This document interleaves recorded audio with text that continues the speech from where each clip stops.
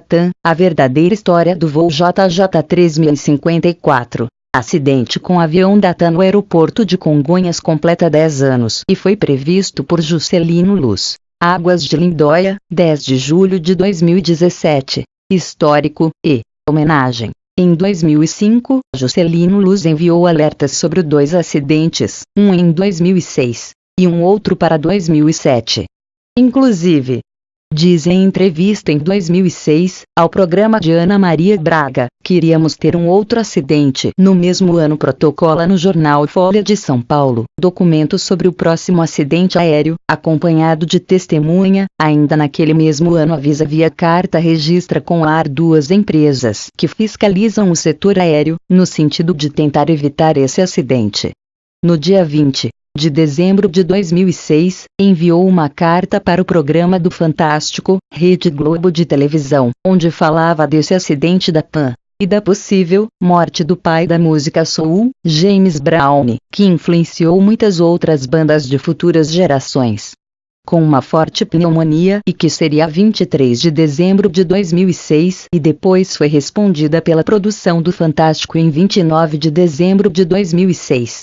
E naquela data também manda cartas para a empresa TAM, onde recebeu uma ligação de uma funcionária, secretária executiva, confirmando se foi Juscelino Luz que enviou aquela missiva.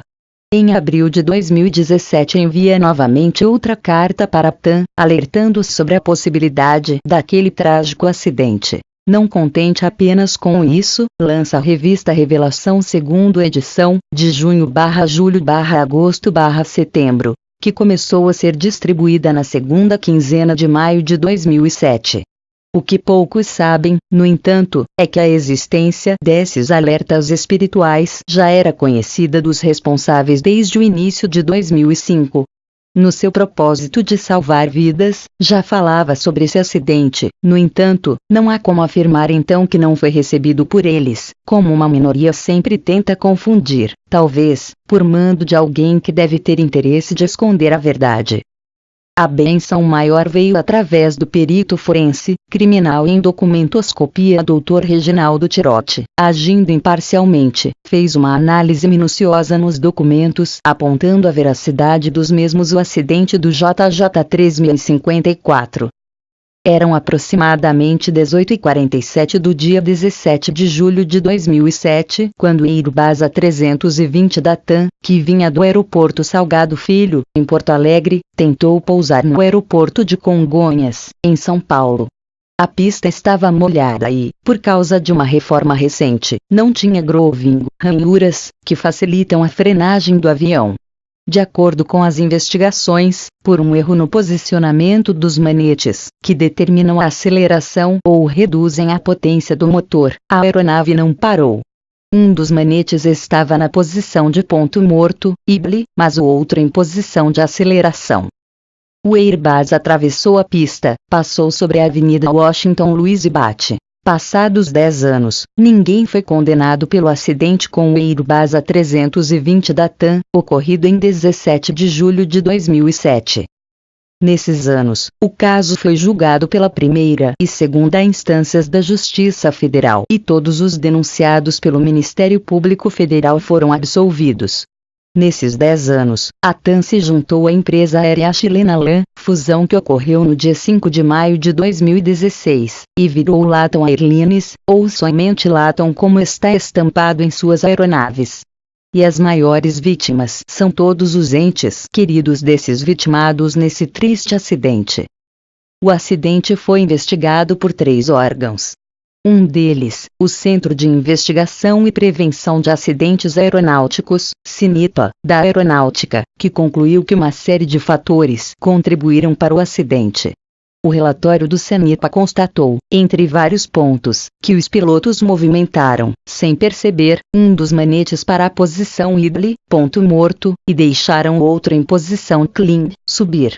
O sistema de computadores da aeronave entendeu que os pilotos queriam arremeter, subir. O documento também relata que não havia um aviso sonoro para advertir os pilotos sobre a falha no posicionamento dos manetes e que o treinamento dos pilotos era falho. A formação teórica dos pilotos, pelo que se apurou na época, usava apenas cursos interativos em computador. Outro problema apontado é que o copiloto, embora tivesse grande experiência, tinha poucas horas de voo em aviões do modelo A320, e que não foi normatizada, na época, a proibição em Congonhas de pousos com o reverso, freio aerodinâmico, inoperante, o que impediria o pouso do avião nessas condições em situação de pista molhada. A Latam Airlines negou que houvesse falhas no treinamento dos pilotos. O programa de treinamento da companhia já se encontrava dentro do previsto e conforme regulamentações do setor, inclusive com conteúdo e carga horária conforme padrões mundiais, informou. Segundo a Latam, tanto o treinamento quanto os procedimentos dos pilotos são feitos conforme padrões mundiais de segurança e norteados pelos manuais do fabricante e aprovados pelas autoridades do país de origem e órgãos reguladores. O CENIPA, no entanto, não é um órgão de punição, mas de prevenção. Ele não aponta culpados, mas as causas do acidente. O relatório sobre o acidente, portanto, dá informações e 83 recomendações para que tragédias como essa não se repitam. O relatório feito pela Aeronáutica contribuiu para outras 2 investigações, feitas pela Polícia Civil e pela Polícia Federal, que levaram, no entanto, a conclusões bem diferentes sobre os culpados. O caso foi investigado inicialmente pela Polícia Civil, que decidiu indiciar 10 pessoas pelo acidente, entre elas funcionários da Empresa Brasileira de Infraestrutura Aeroportuária, Infraero, da Agência Nacional da Aviação Civil, ANAC, e da companhia aérea TAM. Após o indiciamento policial, o processo foi levado ao promotor Mário Luiz Sarrubo, do Ministério Público Estadual, que incluiu mais um nome e denunciou 11 pessoas pelo acidente. O acidente poderia e deveria ter sido evitado. A aeronave, com o reverso inoperante, não poderia pousar naquela pista naquela circunstância, disse o promotor. O processo em âmbito estadual agradou as famílias das vítimas. O processo, como foi feito pelo Dr. Sarrubo, achei que foi muito bem feito. Apontou o gente da ANAC, Infraero e TAM. Se não me engano, ele fez uma menção contra a Airbus por não colocar como mandatório aquele dispositivo de segurança ou aviso sonoro sobre o posicionamento dos manetes. Justiça Federal. Assine nossos canais sociais para saber e ter acesso a informações importantes. Esse vídeo continua na segunda parte. Mário Ronco Filho, jornalista.